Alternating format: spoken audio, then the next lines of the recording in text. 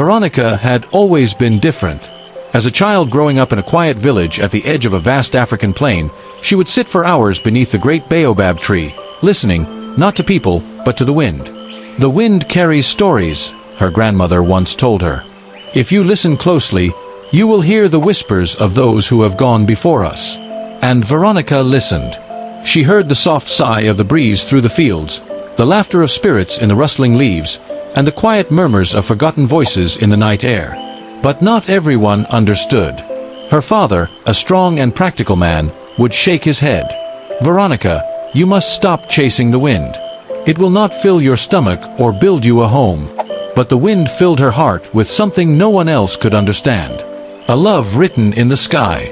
One evening, as the sun set in fiery orange hues, a young traveler arrived in the village. His name was Victor, a wandering poet who carried a worn-out journal filled with verses about the world he had seen. Veronica met him by the river, where the wind danced between them, carrying the scent of blooming acacias. "You listen to the wind?" he asked, intrigued. "And you write to it?" she countered with a smile. They sat for hours beneath the stars, sharing dreams woven with words and carried by the wind.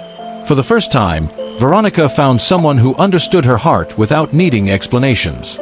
Their love grew like a gentle river, deep and endless. But rivers, like the wind, do not always flow where we wish. The storm that stole everything. One fateful night, dark clouds gathered over the village. The wind howled, not with whispers, but with fury. A storm, the worst in decades, crashed upon the land, tearing roofs from homes and uprooting ancient trees.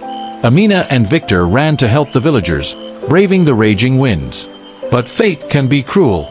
Veronica turned to call for Idris, but he was already gone, swept away by the river's sudden flood. The wind did not whisper that night. It only screamed. A heart that refused to forget. Days turned to months, but Veronica never stopped listening. Each evening, she returned to the riverbank, hoping to hear Idris in the wind. People whispered behind her back. "She is lost in a dream," they said. "She waits for a ghost." But Veronica did not care. She knew love did not end with silence. One day, as she sat beneath the baobab tree, a soft breeze brushed against her cheek, and in it, she heard a whisper. It was Victor's voice. "Write for me," it said. Tears filled her eyes, but they were not of sorrow. She picked up a stone and began carving into the tree's bark, their story, their love, their dreams.